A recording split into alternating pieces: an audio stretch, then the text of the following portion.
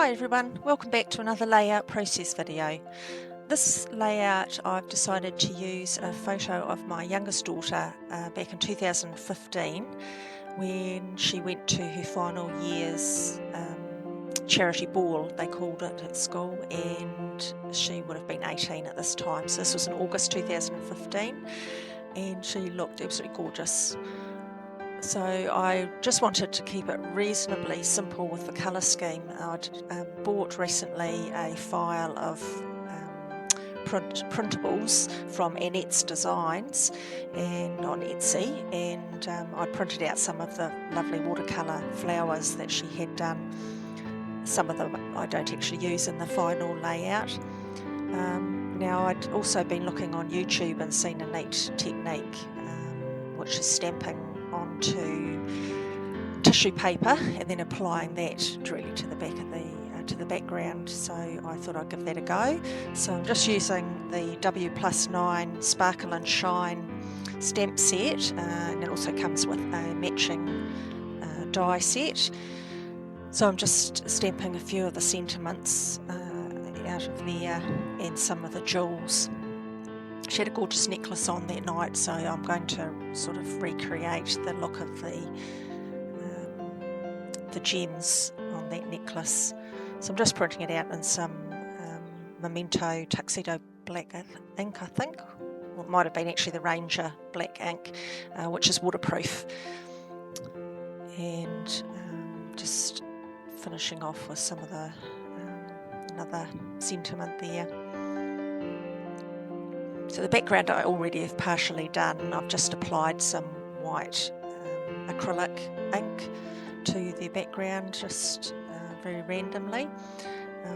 And I've semi-laid out that layout as well, just so I didn't have to muck around too much with that. So I'm just using some Liquitex matte gel to adhere it and a silicone brush. And it actually, if your tissue is the same colour as your background, then it actually disappears. I could have actually stamped directly onto the layout, but I was actually just trying a new technique, which I'm definitely going to be using for some other things. So I thought I'd give that a go as well. It also gives a bit of a brush effect as well to the tie in with the background. There I've actually put too much. I was a little bit heavy-handed and ripped the tissue, and if you rip around the edges of the stamped images quite roughly, because it helps it to adhere a lot better and give the edges, you don't get the hard edges as well. So that's all the sentiments I'm putting on, and then I'm just ripping around I just use the oblong jewels in the end out of those ones that I've stamped, so I'm just going to apply those. I've actually got a lot of coloured tissue as well that I'm going to try and use on some coloured backgrounds and see how that works.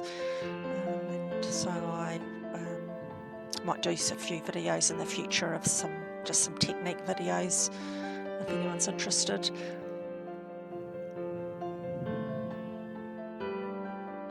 And it also, the tissue actually becomes transparent, so if I had a colour underneath that, and that would also show through if I had some stamping perhaps underneath. So you can do a little bit of a layered look to your background. And it didn't matter if they actually adhered a bit wonky. So that's dried now, and so I'm going to use this full length photo, and then I'll actually cut out a smaller headshot, as you can see here, and I've already done the cluster element that I'm going to apply. I've relayed the background layout, so I've taken out some of those bigger roses. They were quite purple, and I just wanted to keep to more the blue and orange, and I didn't have any background cardstock that really I wanted to use. It really tied in. I wanted to keep quite a soft background, so I did another technique with the tissue paper called watercolour tissue paper, and I'll do a video of that later as well. It's really quite a simple thing, and actually gives a really lovely light effect. You can colour match for your background as well. So I'm just working out which of these sizes I want to cut out with the dies. The bottom photo I actually end up reprinting in a square with the white outline to match the main photo, because in the end I just didn't really like the look of that, the way I'd done that photo. So I'm just using some more of that tissue paper and cutting those out, and I'm actually just folding them in half.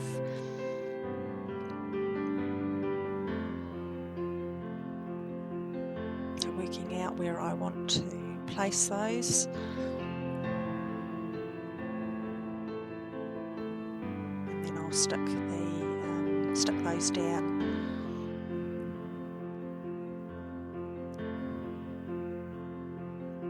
Just using a dot runner there.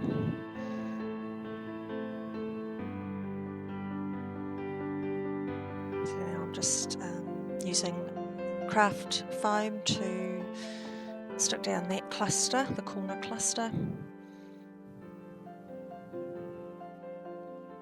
My nails aren't very long, so it took a little bit to get that particular backing paper off. Now I'm just going to rearrange those, that background.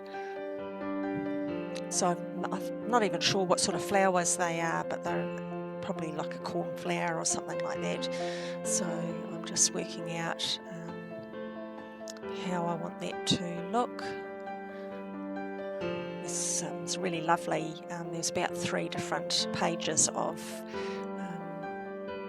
flowers in this set, and all other colours as well, but I just pulled out the blue ones, and I'd actually taken a photo of my how I'd decided to lay it out, so as I was putting those down I just needed that to refer to. So by purchasing this file, they were all PNG files, which means I could just insert them into a Word document and then resize them. So you only got, there was 4 sizes, but because I could resize them, I had about 4 different size flowers, which I really liked. So now, without taking them off, I'm just going to stick them down, and I'll use a variety of adhesives. So I use the glue for adhering directly to the background. Then I get out some of my adhesive foam circles, and I'll use some glue dots as well. And the glue dots are there that I'd applied there. Use it for the second layer because they're not very thick, and then the next layer up is the adhesive dots, the white ones, so they're a little bit thicker. So that's the thing about getting dimension. If you just use different thicknesses of whatever you're adhering down, it gives you a really lovely dimension. And then those little flowers, I'm actually using quite a thick dimensional foam dot as well, so to pop that up even further. And I actually end up, once I've done all this, I decide I wanted to put some little sparkly gems into the background as well, because you know it's that sparkle and shine theme.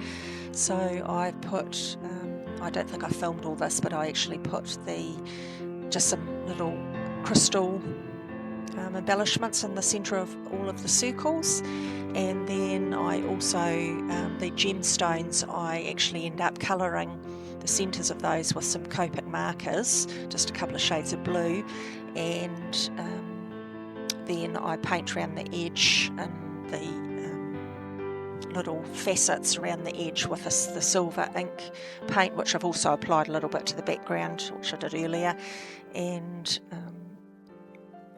then applied some glossy accents to the gems, and so it made them sort of tie in with her necklace.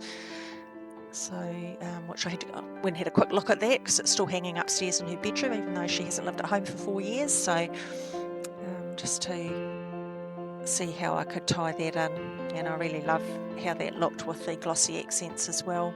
You'll get to look at the finished layout shortly, some close-ups.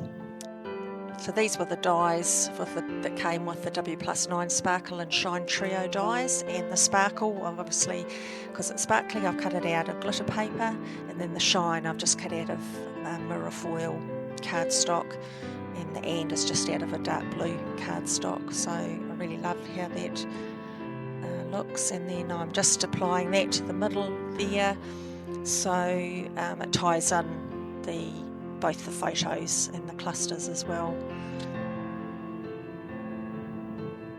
So you can see there that photo's changed, and it's just a square photo now with the white background, and I think that looked a lot better than how I had it originally.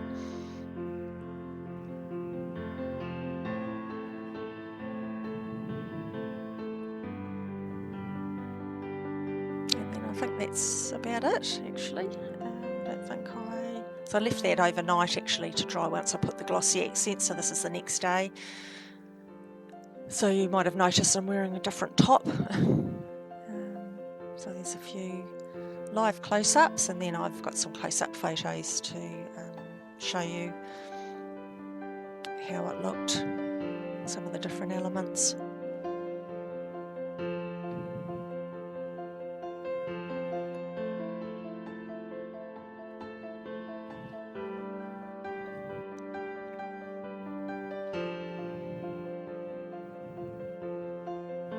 And this her ball actually had been postponed for a month because we had, or 2 months, because we had a terrible flood the day of the ball, and she was in the hairdresser getting her hair done when the school rang to say it's been cancelled because there was major flooding in the town. So they had to wait for another 2 months before they could actually go to the ball. So that was a bit of excitement for the day. And then I also added the date and a little bit of journaling in the bottom right hand corner, and her name with some stickers. So thanks for watching, and I hope you enjoyed it, and come back and watch another video another day. Thanks.